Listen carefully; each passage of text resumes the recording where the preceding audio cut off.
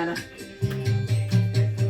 You've been kept down for much too long. Too long in the United States. Stand up, please, and say I'm free. I'm free. Don't forget you are welcome. I'm welcome to Ghana, West Africa. Thank you to the president of Ghana, the greatest president, Come with me. Nana Akufo-Addo. Thank you for welcoming us back in the diaspora.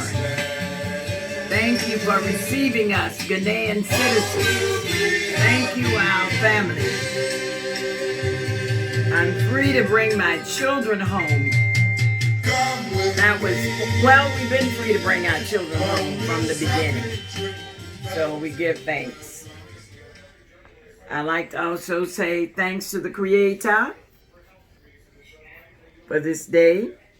Thanks to the elders and the ancestors, and ask them permission to speak.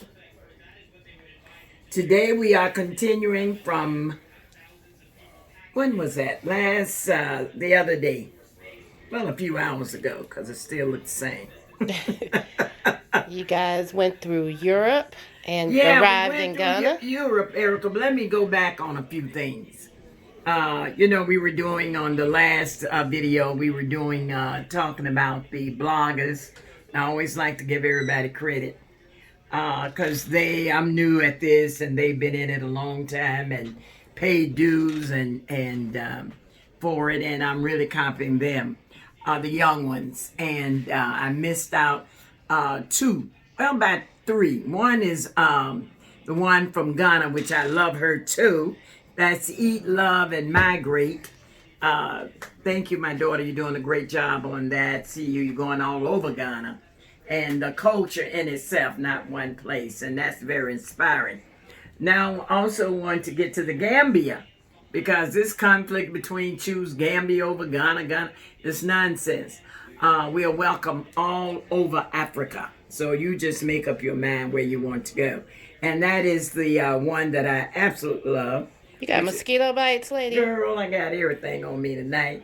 But the Black Acres of the Gambia, Mr. Rick, Cynthia, Sweet Juicy Mama, and you all are doing a wonderful job. Well, they Maya. Hey, he's the bomb. He is number one. He's teaching all of us. And like I say, at this age that I'm in, trying to hang with the young girls and the young men, young women and the young men, and telling their story. These are just stories we telling, at least me. I'm just giving you my stories of 45 years traveling to Ghana. So this is what we are. So now we're in Ghana. Oh, let me bring up this one, Erica, because you and I had this discussion. Aunt Kathy. Of course, I'm from Atlanta, I'm telling y'all, and she also came through Atlanta as well. And, controversy on Aunt Kathy. And my opinion was her eye is on the ball when it comes to the children in Gambia and how the Gambians look. I don't know. I've only gone to Gambia once. That was on a business trip many years ago. So just talk about it from a West African perspective. Not that all countries are exactly the same, but West African countries have a lot of shared culture because, we were all one culture before the white man split us up anyway. Right. So whether it's Muslim, Christian, traditional, we have similar cultures. So you can compare in your perspective and your experience from living in Ghana as an African American, which is really where she's coming from. I can speak for myself, having moved there and lived there for 3.5 years as an adult and coming from America. There are times you are frustrated. There are frustrations that you share. Anyway. And part of it is relocation anyway. When you move from somewhere, things are not the same as they are at home. One thing you have to do is let go of that. People do it in the United States. People move from New York to Atlanta, California, Atlanta. Oh, it's not the same. So there are some frustrations there. There are some frustrations with the way money moves in Africa, the way people handle time, efficiency that you're used to in America that you're probably not going to get based on the infrastructure that's set up in Africa, you know. So I get her frustration. I just feel that she's at a very angry part of her relocation, and it will calm down. I mean, because to be quite honest with you, when you live in Africa, it's not about changing. Africa will change you. Yeah, that's true. So you come there with great ideas like, oh my God, let me show the people the way because I know the way. And, you know, I just want to, and of course, we come with good intentions. Not that we're trying to look down on anyone, it's just that we feel that we have the knowledge to make things work better for everyone involved. Coco, stop. And at the end of the day, you have to get people to buy into you. I work in one thing I teach people is how do you get someone to buy into what you're saying? So to get the African to buy into what you want to present, you have to join them. They have to feel like you are a part of them, that you are with them, that you understand their culture, you understand their traditions. If you don't do that, they're not going to buy into anything you say. Well, my point, what I see and what we see on the television, on these blogs, with her, some of her subjects improving, and one man can't do it, no one woman, but one light can. One candle can light the darkness. But I think on my behalf, her talking about the children, I've seen that too, being abused or being used, young women, you know, with these older old men from Europeans that come in and take advantage, and the young men with these old, you know, with the European women, you know, displaying. I even saw on the net, social media, an old man, European man, Caucasian white man. I ain't gonna beat around. A white man with a diaper on the beach, open, not even a pair of pants over the diaper. I can't talk about diaper. My day will come. But the fact that, pray not, but in case. But the point of it is just a exposed diaper on the beach of the Gambia. And he was with some young girl with a bikini on. I thought that was disgraceful. Again, our continent is not for sale. And I keep saying to the leaders and the people. Now remember, it's not the leaders, the president, who's making chiefs and kings. It's the people. So it's not the government. But we as a people need to know our history. We need to learn more. We here in America need to learn more about Africa. We have a lot of work to do, in other words. But I just wanted to bring that up on Aunt Kathy, because she's hot cakes right now. She's hot, trying to deport her and write off and so many things. So we know about that. I also want to remind everybody I do have an email address in case you want to contact me. My email address is nanaisingana@hotmail.com. So in other words, where is Nana? Nana is ISNIN Ghana at hotmail.com. Clarified, Nana is in Ghana, NANAISINGHANA at hotmail.com. She's the one who went to school, y'all. So she can tell y'all about that. Also, I want to let you all know that I came back in 2000 and what was the last? 19.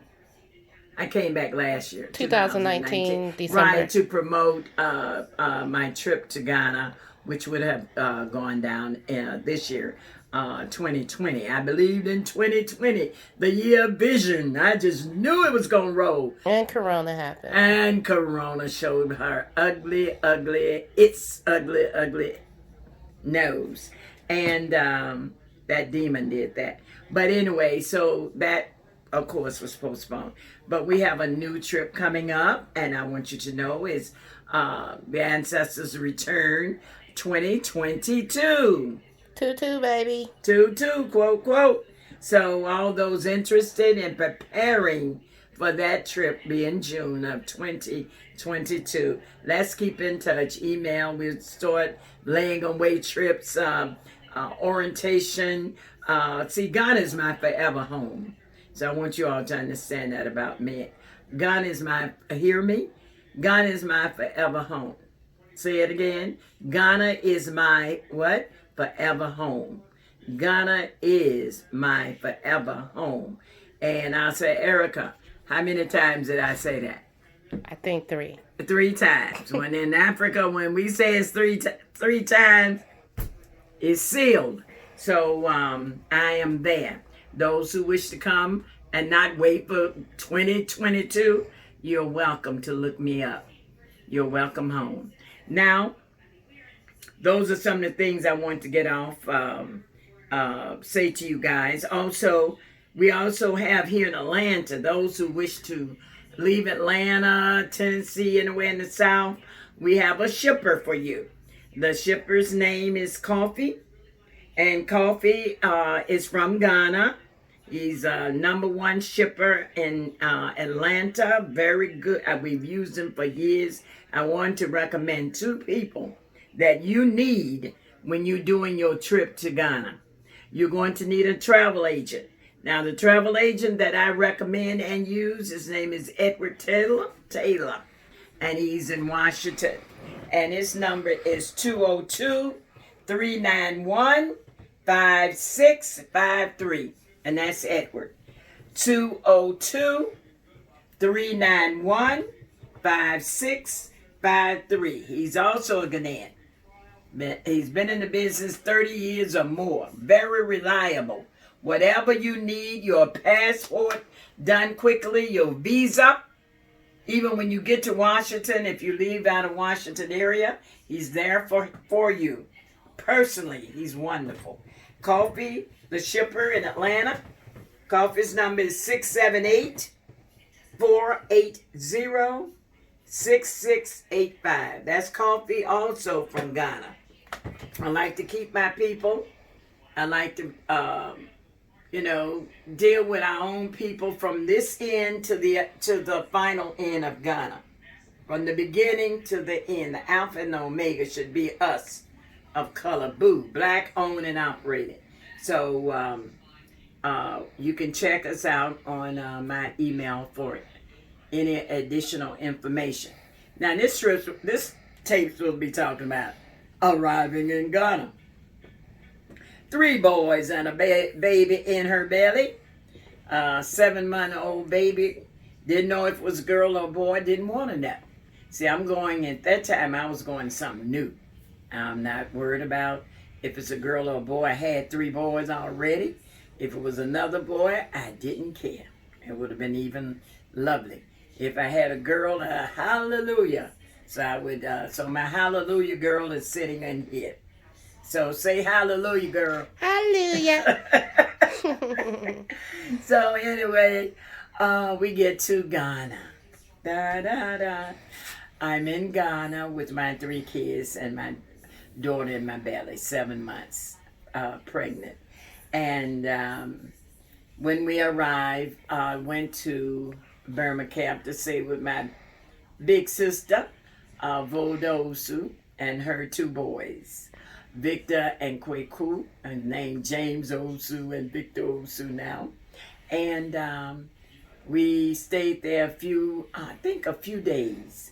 And then I had the opportunity, I had already met him, with Dr. Francis Nkrumah, who is the oldest son of the great Kwame Nkrumah. Didn't he give you the recommendation for your doctor? Yes, I went there because I wanted him to deliver you.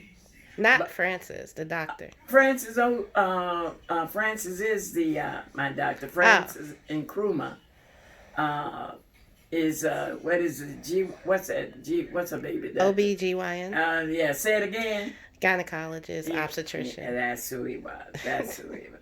So I went there to, of course, I met him in Atlanta, remember. So when I got there, I went and visited him, thinking he would be my doctor. And he said he was in a cry, and since I was going to Kumasi, he said he knew someone else was just as great or greater. And that was Dr. Ted Agblay. So I met, so he recommended Ted Agblay to me. And so that was my recommendation when I got to Ghana. I mean, Kumasi. This is in Accra. Then later on, from there, we went to Kumasi. And that time I went and stayed with my other great sister, Cynthia Akrofi, Dr. Colonel Victor Akrofi's wife. Victor's from Jamaica. Vode is from Trinidad. Auntie Cynthia Jamaica. is from Jamaica. Huh? Auntie Cynthia is from Yeah, Jamaica. your Auntie Cynthia. Not from, Victor. And Uncle Victor.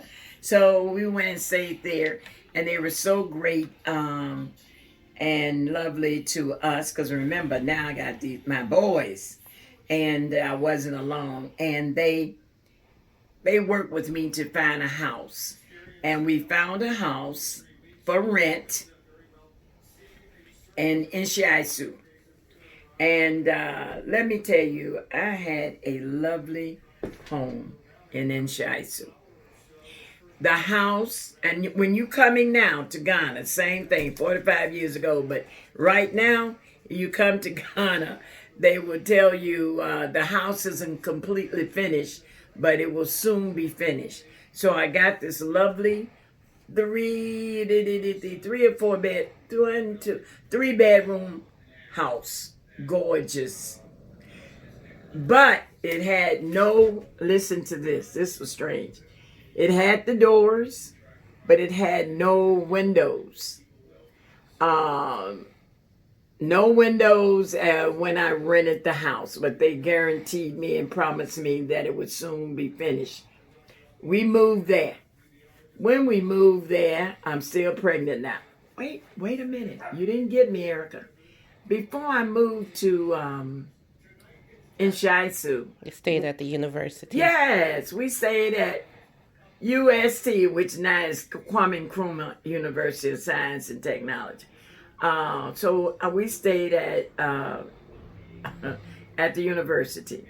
I stayed at I think it was Prince Hall. This was 45 years ago. So all those students, those male students who remembered this African American lady with 3 boys and pregnant at Prince Hall, 1974. Please look me up because I would love to see you. Because I think I'm older, so you're still around. I stayed on campus, I think for a couple of weeks. Maybe, anyway, we say it was in the summer, so that's why I was just the summer students and in the dormitory. What was fun about it was they had the bunk beds. My boys, we all stayed together. The students loved my sons. They would take my sons to the movie theater, which was on campus, like an outdoor movie theater at night. They taught my boys how to make sardine sandwiches. And I mean, my kids ran up and down the halls and the bathroom. And the lovely thing about my stay, as the only woman there in the dormitory, Prince Hall, the boys, young men, they gave up the bathroom for me. So only on my floor, the second floor, whatever, can't remember everything, they gave the lavatory, the bathroom, just for me, and it was very lonely because I didn't mind knocking on the door and hey, I'm coming. But when they gave it to me, it was very, very lonely. I'm trying to think how old was I when I had you? 1. 31. Okay, so I was 31-year-old gorgeous woman. Yeah. And so the students gave me, honored me by giving me the only bathroom on that floor. And so we're going to continue. Then after that, I stayed with Cynthia. From Cynthia, we got the house. Want to tell you how much the house was in those days, 45 years ago, and what came with the house. And I mean, it was lovely. We came with, in those days, we had. How much was the house? Oh, the house in those days was like $50 A month? a month. Okay. But I still had to pay that 2 months in So, 1 year in advance. How were you making money? I brought money. Hey, Okay. I got 3 kids and a baby. I had to bring some money. And then what? I mean, I lived in Ghana before. I Well, had to work. Well, So- those days people were friendly. You had friends. They did everything for you. You had hookups. This one would tell this one. And remember, it was only a few African Americans, even in Kumasi. Most of them was at the university. So Okay. you had your university hookup. We'll talk about that later as we continue. Because remember, the journey continues. So give thanks to everybody again for listening. Hit that button. Like me. And that bell. And again, God bless our homeland, Ghana. Make our nation great and strong. Okay? Bye-bye, yo.